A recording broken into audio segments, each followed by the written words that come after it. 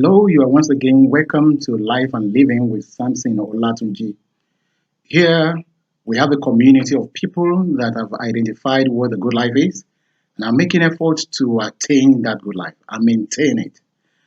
We've looked at what the good life is. Now, it is natural to humans to lose steam, to lose interest in any effort that would not produce good fruit. Any activity that is not value laden will soon lose interest. And that's why it is pertinent at this point to take a look at some of the advantages of the good life. Here, we cannot talk about all the advantages because the good life is vast. So it has an array of advantages, of benefits. So we just want to look at about 5 or 6 or 7 of them. Then we can conclude whether the self-denial, whether the efforts, whether the sacrifice that the good life requires will be worth it or not. Firstly, the good life inspires confidence. Confidence, yes, everybody loves to be confident. Nobody loves to be intimidated by anybody for whatever reason. And if you need confidence, then subscribe to the good life principles.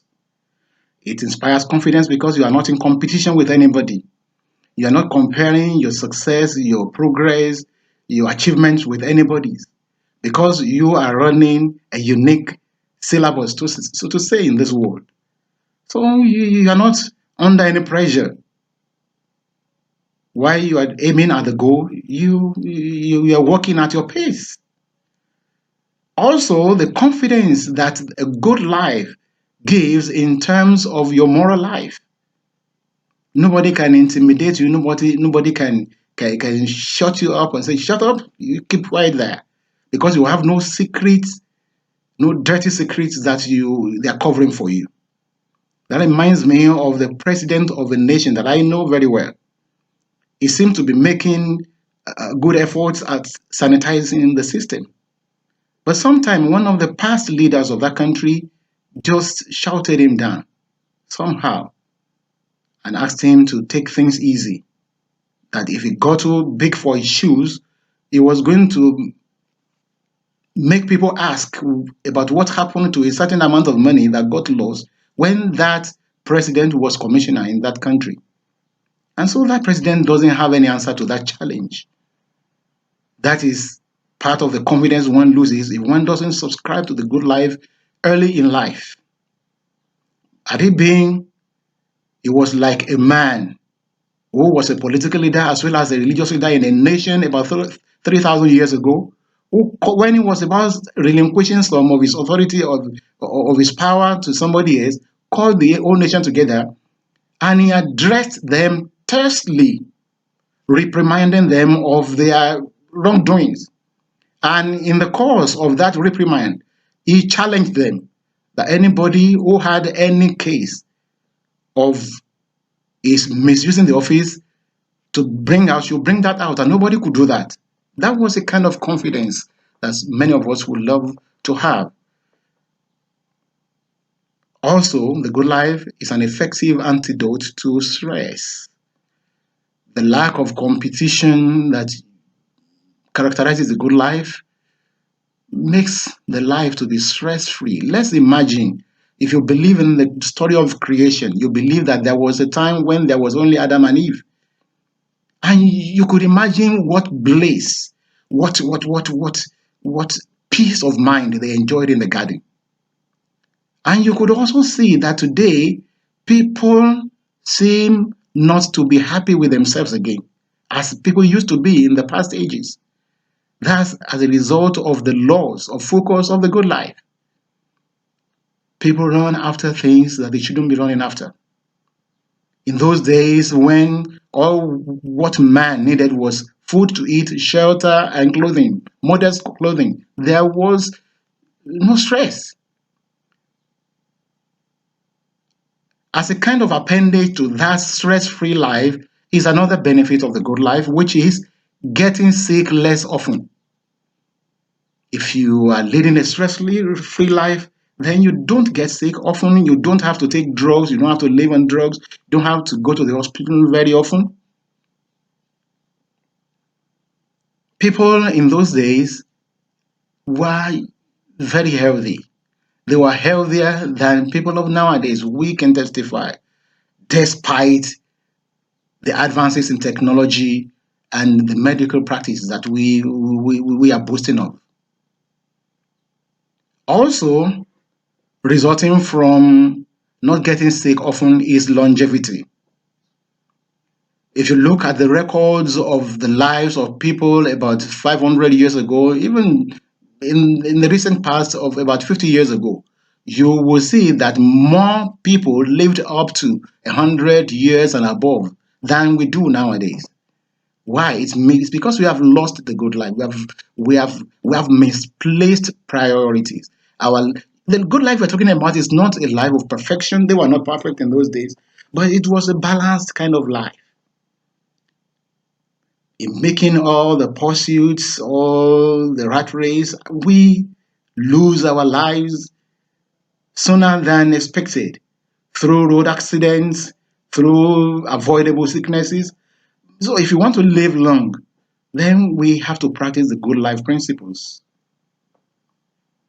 Another benefit is that somebody who leads a good life is an inspiration to others. And the life opens doors for the person. Let's imagine how many doors are closed against us because nobody trusts us.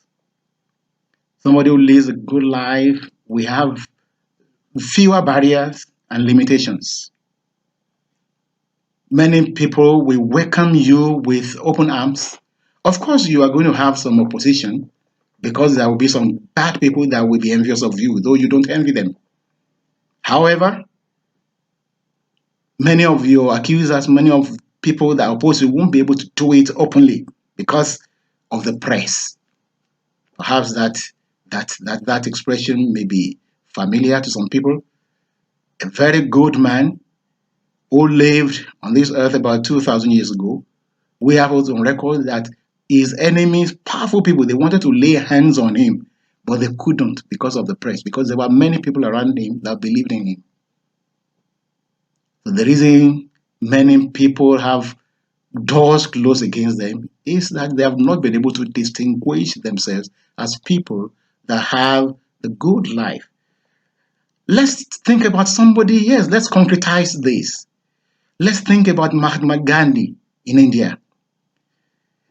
Irrespective of religious differences or creed or color differences, Mahatma Gandhi is an international figure that people still study up to today because of the kind of balanced life he lived. No wonder his children became president of India. And people quote him, they make him a reference point. I also remember a man known as Tai Sholari in Nigeria. He was an atheist, an avowed atheist. He didn't believe in the existence of God, but he led such a balanced life of achievement, of moral uprightness, that some years ago, a mega church in Nigeria, posthumously awarded Tai Sholari the Caris Award. Why? People ask, why should an atheist be honored in a church? And the leaders of the church said, because of his life. See how the doors of a church were opened to an atheist posthumously when he wasn't even alive any longer. Another advantage of the good life is that it can get you riches also. Yeah. Riches cannot be equated with the good life. However, the good life can get you riches because of the goodwill that you enjoy from people.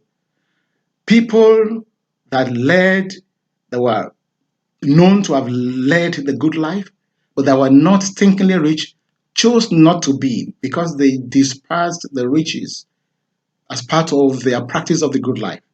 But something is it.